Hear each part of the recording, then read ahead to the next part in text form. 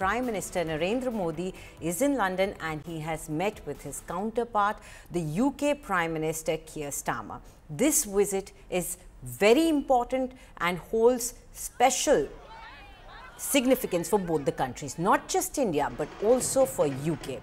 It is extremely important for the economies of the two countries, and not just that, also strategic partnership between the two countries is on agenda. The visuals that you're seeing on your screen right now are of Prime Minister Modi meeting with UK PM Keir Starmer, and also of Prime Minister Modi being welcomed by the Indian diaspora when he landed over there, and his welcome as he touched down in London.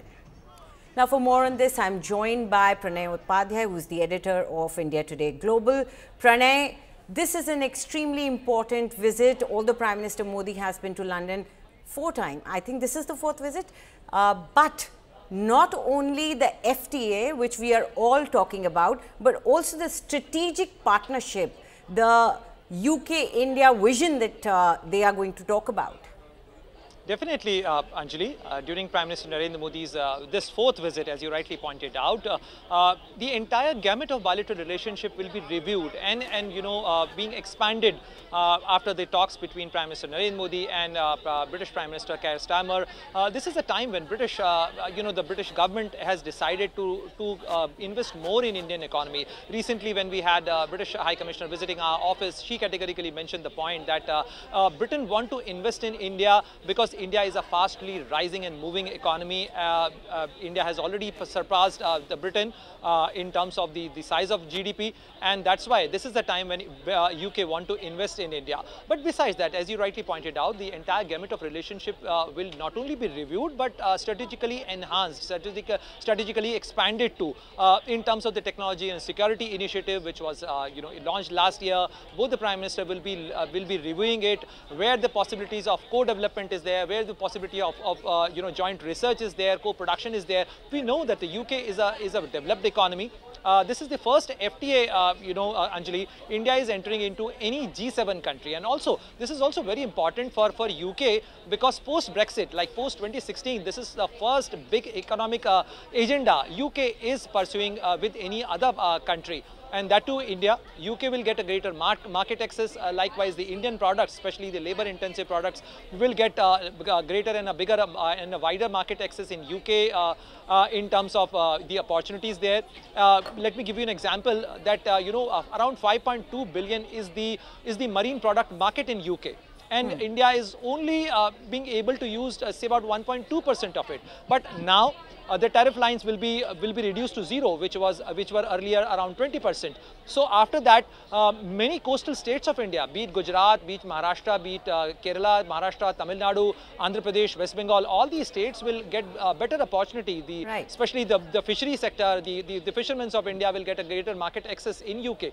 Also, not only in terms of the products, Anjali, but the services sector will also get benefited out of it. Many service professionals, be it yoga teacher to a chef to any other professional who want to give services in UK market will get a better access and better opportunity, Pranay, and also the avoidance of the double taxation. Yes, Pranay, please. I want to look at this entire signing of the FTA from another lens as well, and that is the tariff fight that is currently going on between Europe and America and India. In times like these, when America has such a staunch attitude and a rigid attitude towards trade, countries which could be markets for each other, producers for each other, manufacturers for each other, building trade agreements and ties, how important is that?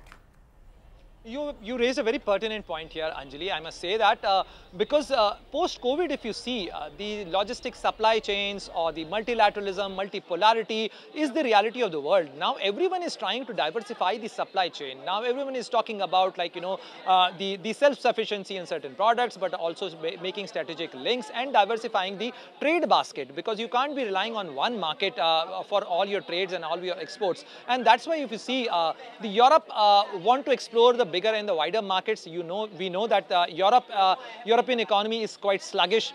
they want impetus, they want to infuse new energy in terms of the jobs, because if you see the trajectory of the UK market, for many years, say about like 3-4 years, 5 years, there has not been the job expansion or salary raises, and that remains a cause of concern for the UK economy, because if you do not get good raise, if you do not get good job opportunities, it actually leaves an impact on the wider economic spectrum of any country for that matter. And that this is an effort by the UK government and the UK economy to invest in India, which is a fastly growing economy. If you see the trajectory of Indian economy, it's very promising market post-COVID, and we have maintained the trajectory of our economy, and that's why the UK want to invest more in India. While UK is entering into an FTA, India is also negotiating a wider free trade agreement with the European Union at large. So on one side, EU is also having a FTA negotiations with India. UK is the first country from Europe to conclude an FTA with India, so they might have an early bird advantage with India, and India will get a greater and a bigger market access as far as its products are concerned in Europe at large. Right. And also, if we talk about the reduction of tariffs for the UK companies, this is going to be a huge deal. You were just talking about the UK-made automobiles, but also medical equipment. And we all know India is a big medical market. We have a huge sector, which is the medical sector, where these machines are used. And this is going to benefit the larger spectrum also. People who want to buy the machines for the hospitals and the people who will benefit. They might be diagnostic tools or any other kind of machines. Indeed, Anjali, engineering sector, especially the engineering goods export, is a big market and a big area for India. And if you see the kind of access India was getting before this FTA was much lesser, maybe in terms of the for the tariffs, or maybe in terms of the market access in UK. But now it's a huge market for Indian Indian manufacturers, Indian producers of the engineering goods, and that's why after this FTA, the Indian products will get a bigger and a market access, not in terms of the engineering goods, but even all the agriculture engineering products, the product engineering goods and products which are used in terms of for the usage of the agrarian products and agrarian works. So this in terms of the bilateral trade, this is going to boost the bilateral trade. If we talk in terms of the volume, Anjali, the current bilateral trade figure between India and UK is around $55 billion. But the very ambitious target after this FTA would be around $120 billion by 2030. Okay, so that's a huge number. Thank you very much, Pranay, for all those details. So, Prime Minister Modi is in UK. He's met with his counterpart, and we are hoping that the deal will be signed soon, which is going to benefit both the countries.